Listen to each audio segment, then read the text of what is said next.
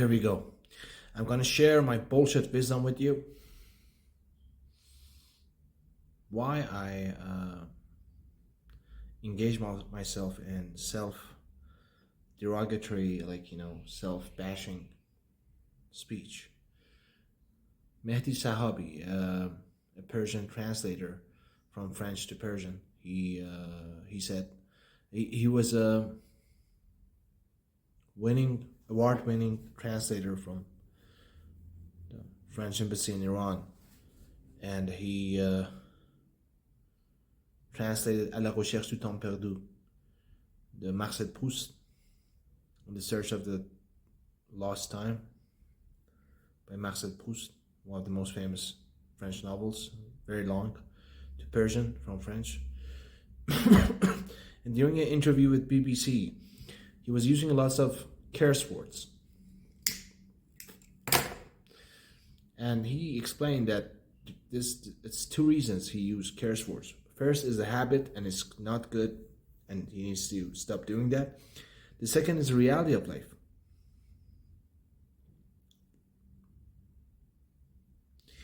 I feel my temples are in pain and my head is imploding. It's been 3 or 4 months that I rarely seen anyone. Complete loneliness, isolation. Sometimes I go to Centre de la Langue Française, Tehran, the French language center in Tehran, and there's almost no one there to talk with. And the personnel, the people who work there, they're busy, they don't have time to talk. Through 3 hours of walking, and I come back home, and most of the time I'm alone with my thoughts. I don't want to become Nietzsche. From an outside perspective, wow, it's interesting, but you don't want to be there. And I'm not, even if I am Nietzsche or better than Nietzsche, during my lifetime, no one gonna give me acclaims or compliments, or not gonna be successful. After my death, they go, oh wow, he was a great philosopher. So let's get back to business. Oh, and I'm starting working on Persian classical poetry. How to write it, how to write Persian classical poetry is beautiful domain and amazing.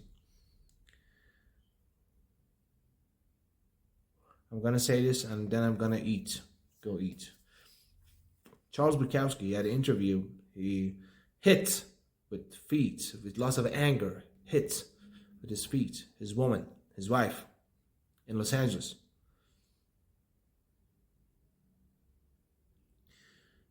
It's very easy to condemn. You need to condemn, but you also understand why.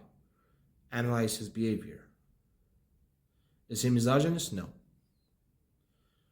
Is he a woman hater, someone who hits women, who loves violence against women? No. What I see is an alcoholic who loved so madly and adored that woman.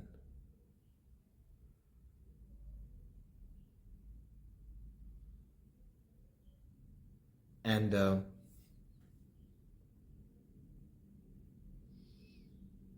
he passed the limits of decency. What do I mean by that? You do not shit where you eat. You do not intentionally fart in front of a woman.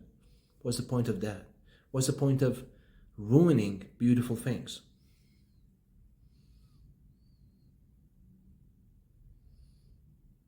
There's a poem by Bukowski. This is the best love poem that I can write tonight.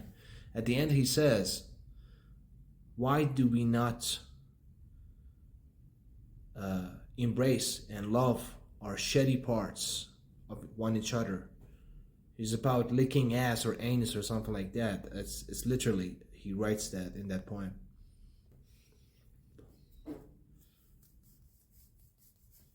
And he says, why not why we just love our good parts, nice parts, beautiful parts, and not licking anus of one each other or eating the shit of one each other. I'm exaggerating, but that's what he means.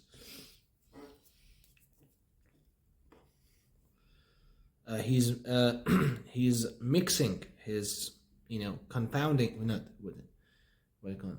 Confonde. What is confonde is in English? He's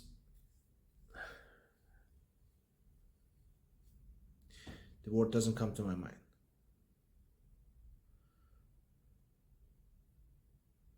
He's mixing. He's like, he's mistaking these two notions. What notions? First, loving our negative parts of one each other. And second, decency. For example, by mistake, I'm alone with my wife. I don't have a wife or a girlfriend, or with some woman that I really appreciate. By mistake, I fart just millisecond. Unintentionally, not intentionally, not by intention. If she really loves me, she's gonna forgive me. I'm gonna apologize, or I'm gonna make a laugh out of it. I just but intentionally farting in front of a woman, what's the point of that? He's mixing. He's mistaking these two things.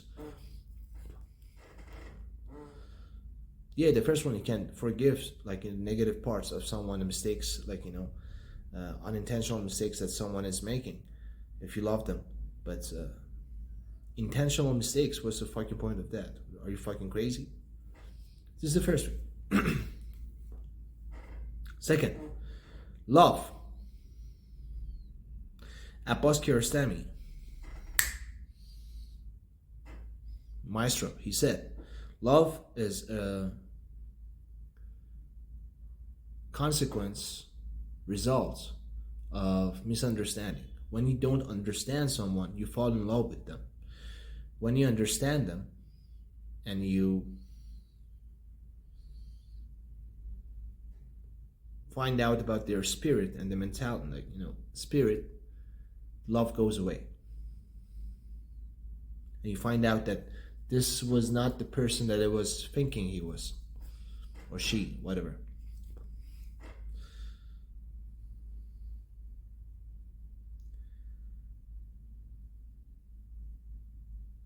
Bukowski says, love is the fog at the dawn.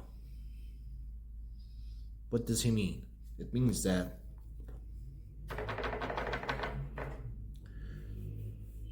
it's beautiful. It's dawn. The sun has not risen yet. It's beautiful. It's amazing. Huge. Stunning. You see the fog. It's beautiful. Beautiful ambience. Sunlight comes, fog goes away. You see the fucking reality. Love is that fog.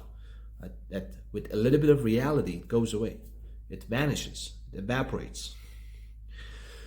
Third thing, Bukowski said again, love is a dog from hell. I need to dig in what the fuck it means by that exactly. Dog, the characteristics of dog is they suck up to you. They give you fake love. They're always obedient. They're not independent beings, dogs. And why hell? Love is a lie? I don't know.